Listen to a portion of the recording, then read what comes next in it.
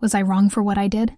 Honestly, I've been replaying that day over and over in my head, scrutinizing every single choice, every word, every look, and I still don't know if I handled it the right way. My daughter, my own flesh and blood, laughed in my face when I asked for a modicum of respect. Laughed. Not a polite chuckle, not an awkward giggle, but a full-blown, head-thrown back. Mocking cackle that cut me to my core. And in that moment, something inside me snapped. I canceled her car. Tell me, would you have done the same thing? It all started subtly, as these things often do. Amelia was always a bright kid, sharp as a tack, and frankly, a bit too clever for her own good sometimes. From a young age, she had this defiant streak, a need to push boundaries, to test limits. My husband David always said it was just her personality, her fire. He adored her. Perhaps a little too much. Always quick to defend her, to smooth things over. I, on the other hand, saw the potential for trouble brewing. I tried to instill discipline, to teach her about consequences. But it often felt like I was the bad cop in a two-person force. When David passed away 5 years ago, it felt like the last vestiges of a balanced household crumbled. It was just Amelia and me, and that's when things really started to spiral. She was 13 then, a whirlwind of grief, hormones, and newfound independence, and I was a grieving widow trying to hold it all together. The arguments became more frequent, her dismissiveness more pronounced. Small acts of rebellion turned into outright defiance. I'd ask her to clean her room, and she'd sigh dramatically, roll her eyes, and maybe get to it hours later, if at all. I'd set curfews and she'd ignore them, strolling in past midnight with a smirk, knowing I was too exhausted to fight. It felt like I was losing her, losing control, losing myself in a fog of endless frustration. David's passing left us financially comfortable. He was a successful engineer, and his life insurance, coupled with his investments, meant I didn't have to work, allowing me to focus on Amelia. In hindsight, perhaps that was part of the problem. She never really had to struggle, never truly understood the value of $1 or the effort required to earn things. Everything was simply provided. I tried to teach her, to explain, but it seemed to go in one ear and out the other. She lived in a bubble of entitlement, a world where her needs and wants were paramount. By the time she turned 18, things had escalated dramatically. She was a senior in high school, focused on her friends, her phone, and pretty much nothing else. Her grades, once excellent, had slipped. Her room was a disaster zone, a biohazard of discarded clothes, empty food wrappers, and unidentifiable sticky substances. Our conversations were transactional at best, usually consisting of her demanding money, rides, or permission for something, and me, exhausted, trying to maintain some semblance of parental authority. I felt like a glorified ATM and chauffeur, not a mother. The respect I once commanded, or at least thought I did, was long gone, replaced by a casual indifference that stung me daily. Her 18th birthday was a big one.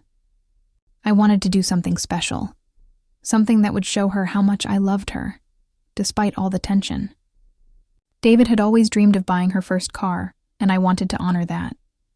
We went to the dealership together, and she picked out a sleek, brand-new SUV, something far more expensive than I had originally intended, but seeing her excitement, I caved. It wasn't just the car. I also paid for her insurance, gas, and all the maintenance. It was my gift, my peace offering, my desperate attempt to connect with her, to show her that I was still here, still supporting her, still her mom. For a few weeks, it worked.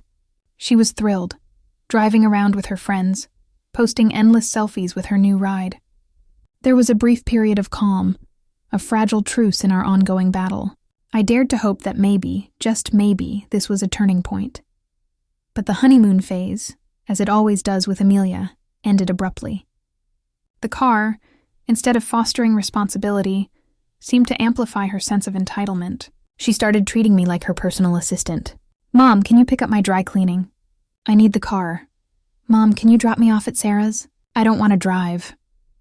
She'd use the car constantly, often without asking, sometimes not even telling me where she was going. The gas tank would always be on empty when I needed to use it for groceries or errands, and I'd find myself filling it up again and again, with a growing knot of resentment in my stomach. I tried to talk to her gently at first. Amelia, honey, could you please just let me know when you're taking the car? Amelia, it would really help if you filled up the tank when you use it. She'd nod vaguely, promise to do better, and then, invariably, revert to her old habits.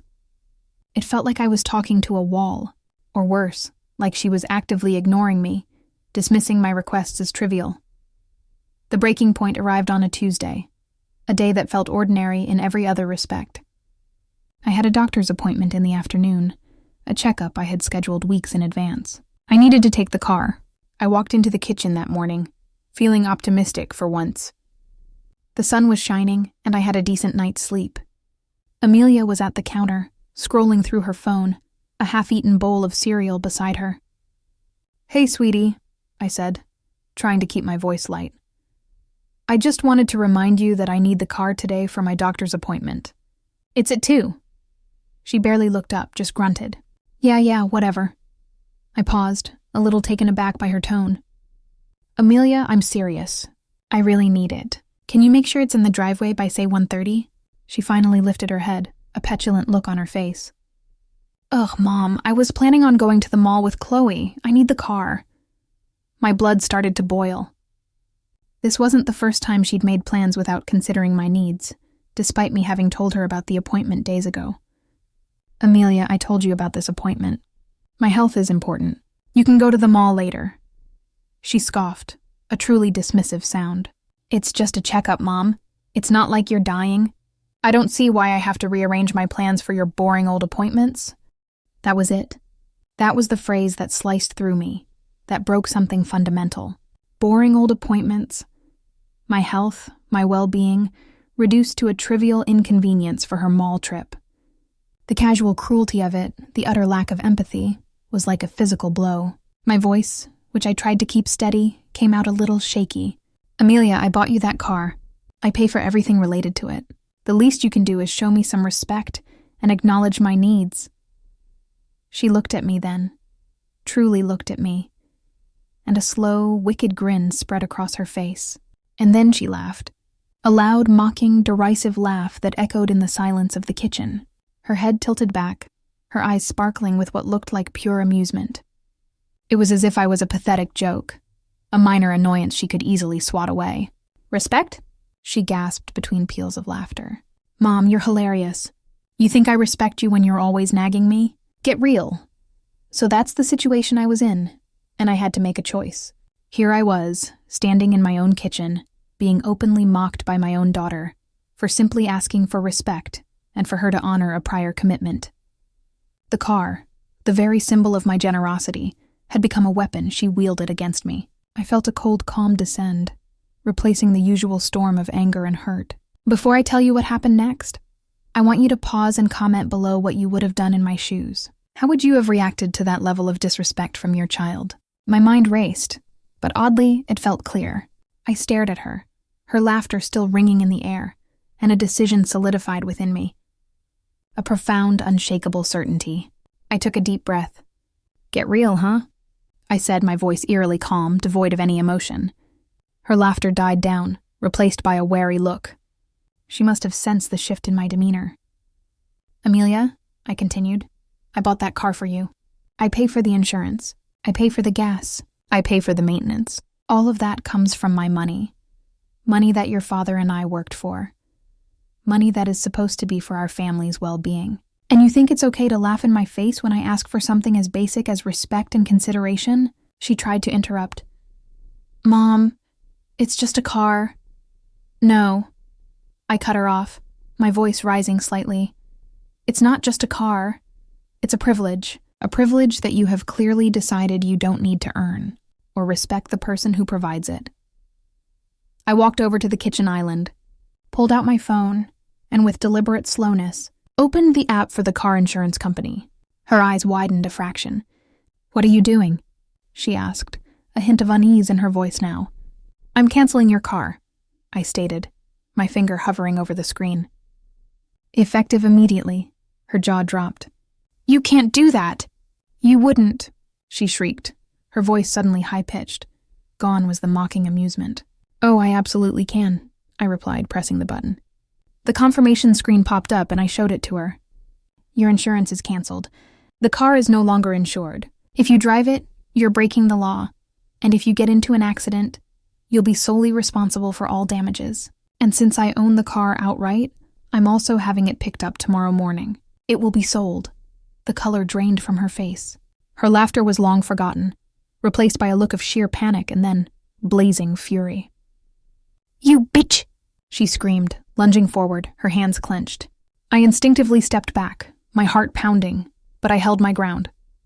Don't you dare speak to me like that, Amelia, I warned, my voice still firm, though I was shaking internally. That car was a gift, a privilege, not a right, and you forfeited that privilege the moment you laughed in my face and disrespected me. She started to cry, real tears this time, not the performative kind. You can't do this to me? How am I supposed to get to school? How am I supposed to see my friends? You're ruining my life. You ruined it yourself, Amelia, I said, my voice softening just a fraction, but holding firm. You chose to treat me with contempt. You chose to be disrespectful. You chose to believe that you are entitled to everything without giving anything back. This is the consequence of your choices. She stormed out of the kitchen, slamming her bedroom door so hard the house shook. The rest of the day was filled with silent fury. She refused to come out for dinner, refusing to speak to me, only communicating through angry, accusatory texts. The next morning, true to my word, the tow truck arrived. I watched from the window as the shiny, expensive SUV was winched onto the flatbed. Amelia, still fuming, watched from her bedroom window, her face a mask of betrayal. She didn't say goodbye to her car, just stood there, arms crossed, staring daggers at me. The car was sold a week later, and I put the money into a separate account. I hadn't spent it. I hadn't decided what to do with it. Part of me still hoped that maybe, somehow, this drastic measure would finally knock some sense into her.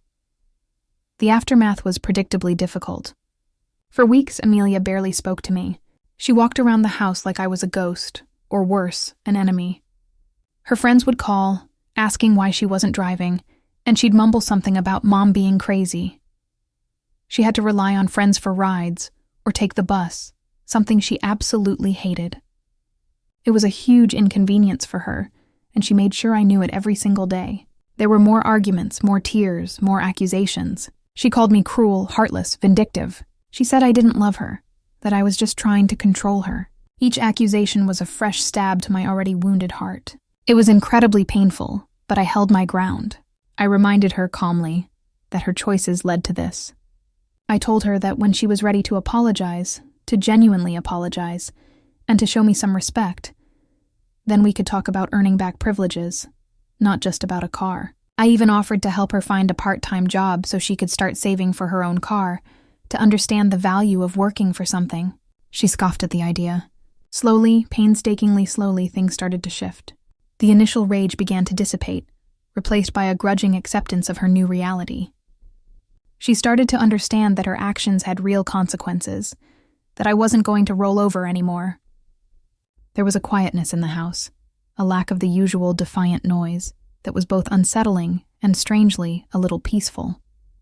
It's been a few months now since I canceled the car. Amelia is still Amelia, still prone to mood swings and occasional bursts of teenage drama, but there's a subtle difference. She now asks if she can use my car, not demands. She occasionally, reluctantly, offers to help with chores. Her grades have slightly improved, perhaps because she's spending less time driving around and more time focused.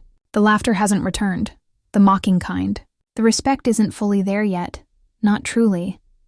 But there's a fragile seed of it, a nascent understanding that I am her mother, and I deserve to be treated with dignity. We still have a long way to go, a lot of healing and rebuilding to do, but for the first time in a long time, I feel like we might actually be on a path towards a healthier relationship.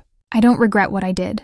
I might have lost a car, and maybe some of her immediate affection, but I reclaimed my self-respect, and hopefully, I started teaching her a valuable lesson about responsibility and the true meaning of a gift. So, that's my story. It was a painful experience, one I wouldn't wish on any parent, but I believe it was necessary. Sometimes you have to be the villain in your child's eyes to teach them the lessons they need to learn. Like this video, if you were on my side, if you think I did the right thing. Subscribe for more stories like this. where real people share their messy, complicated lives. And please, share your final thoughts on this whole mess in the comments section. Did I go too far? Was my reaction justified? I'm genuinely interested to hear what you all think. I'll see you all in the next story.